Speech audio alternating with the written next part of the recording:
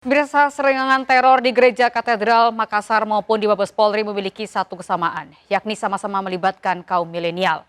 Kondisi labil dan mudah dipengaruhi menjadi penyebab kaum milenial menjadi sasaran perekrutan kelompok radikal. Lantas bagaimana cara milenial terbebas dari paparan radikalisme? Dan seberapa besar peran keluarga membentengi milenial dari paparan radikalisme? Berikut liputan kami, Jurus Milenial Tangkal Virus Radikal bersama Kevin Pakan.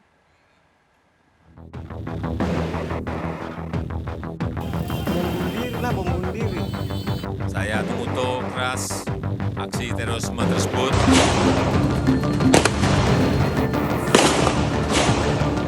Pemirsa, belum genap sepekan pasca ledakan bom di Makassar, Sulawesi Selatan, masyarakat kembali digemparkan dengan penyerangan di Mabes Polri.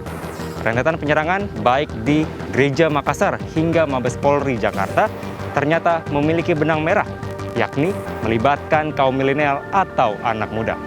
Lantas seberapa jauh pengaruh radikalisme mengancam kaum milenial dan benarkah media sosial digunakan untuk merekrut kaum milenial atau anak muda? Membunuh diri. 28 Maret warga dikejutkan dengan aksi bom bunuh diri yang dilakukan pasangan suami istri di depan Gereja Katedral Makassar, Sulawesi Selatan. 3 hari berselang kasus penyerangan kembali terjadi. Kali ini jantung pusat kepolisian Republik Indonesia menjadi sasaran.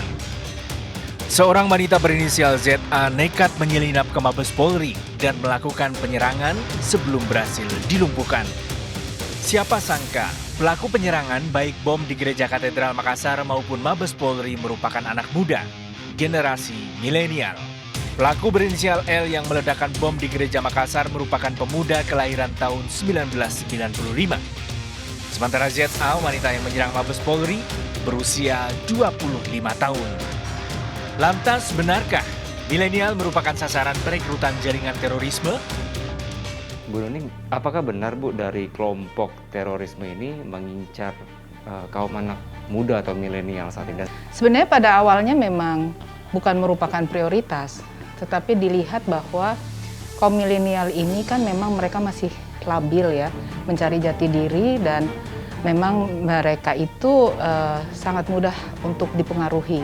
Nah, hal-hal yang menjadikan mereka tuh terus mudah menjadi radikal itu adalah rasa resah, lalu kemudian kekhawatiran mereka terhadap masa depan, itu yang membuat mereka juga semakin mudah untuk direkrut sebagai orang-orang yang pada batas menyebarkan radikalisme, begitu. Apakah memang benar Bu, perekrutan dari paham radikalisme ini dilakukan melalui sosial media saat ini Bu? Ada yang melalui sosial media, ada juga yang offline. Jadi ada yang memang di dalam secara tertutup, yaitu di antara jaringan mereka, juga secara publik, yaitu di kampus, di sekolah, di organisasi. Bagi anak muda tuh kan ingin mencicipi hal yang baru ya, itu sebagai karakter milenial. Apalagi kalau dia merasa dirinya tidak punya masa depan yang baik, resah, lalu kemudian ada sedikit kekecewaan, entah itu secara pergaulan maupun di dalam keluarganya, atau dia juga memandang negara ini di benak dia karena dia terlalu banyak membaca atau melihat media sosial, kok dia banding-bandingkan terus dia kecewa sendiri begitu ya, dia mudah sekali diajak menjadi radikal begitu. Oleh karenanya dalam satu keluarga itu harus memiliki keterbukaan. Jadi ajaklah bicara putra-putrinya yang berada pada usia milenial itu sesering mungkin. Biarkan berdebat, tetapi meski begitu kita jadi tahu arah pikirannya gitu. Jadi secara garis besar ISIS itu punya 3 model propaganda pada zaman jayanya. Yang pertama itu dia mengundang kombatan untuk datang dan berperang sebagai tentaranya dia. Ini orang-orang yang berpengalaman dari Chechnya, dari Afrika, kemudian dari Timur Tengah sendiri, orang-orang yang sudah punya pengalaman bersenjata untuk menjadi tentaranya dia. Nah, tapi propaganda yang ketiga itu memang dikhususkan kepada anak-anak muda, generasi milenial. Mereka aku sebut dengan terorisme tourism.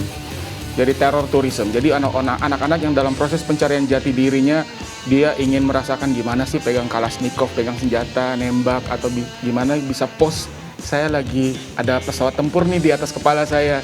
Dan itu adalah segmen ketiga yang disasar oleh Islam. Ini membuktikan bahwa memang PR kita untuk bagaimana melakukan kontra radikalisme dan kesiapsiagaan nasional adalah proses pencegahannya itu memang prosesnya bukan cuma pada proses penegakan hukum, tapi proses pencegahannya itu harus dilakukan oleh kita semua. Kan sekarang lagi maraknya paham radikalisme, di mana menyasar anak muda atau milenial. Tanggapannya sebagai anak muda seperti apa? Harusnya buat anak muda Indonesia tuh bisa biar lebih berpikir kritis lagi ya, buat memahami berbagai pemikiran yang ada gitu. Jadi nggak hanya dari satu sumber, bisa dari berbagai sumber. Kita sebagai kaum milenial itu harus pandai dalam melihat atau memahami suatu permasalahan atau paham yang ada gitu. Kira-kira apa sih hal-hal yang harus kita lakukan supaya kita bisa membentengi diri kita gitu dari paham radikalisme? Benar-benar harus open-minded dan tidak rasis. Emang kan Indonesia itu kayak negara yang kaya akan budaya, suku, dan sebagainya. Nah, jadi kayak harus menerima perbedaan itu.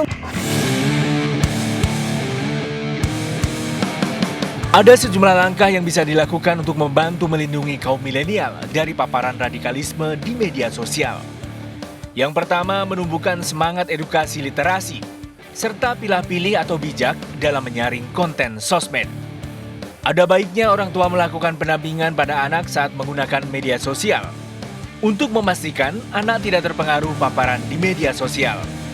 Terakhir, membangun ikatan bersama anggota keluarga. Keluarga harus bisa menjadi tempat yang nyaman bagi seluruh anggota untuk saling membina. Bagaimanapun, ketahanan keluarga mampu mengikis paham radikalisme. Pemirsa, maraknya pemahaman radikalisme menyasar kaum milenial melalui media digital sudah seharusnya menjadi perhatian dan kewaspadaan seluruh pihak.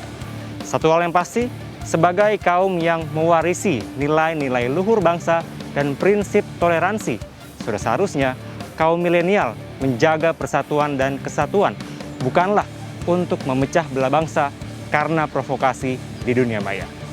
Dari Jakarta, Kevin Pakan, Dipo Andi Muharram, Maria Oktober, iNews melaporkan.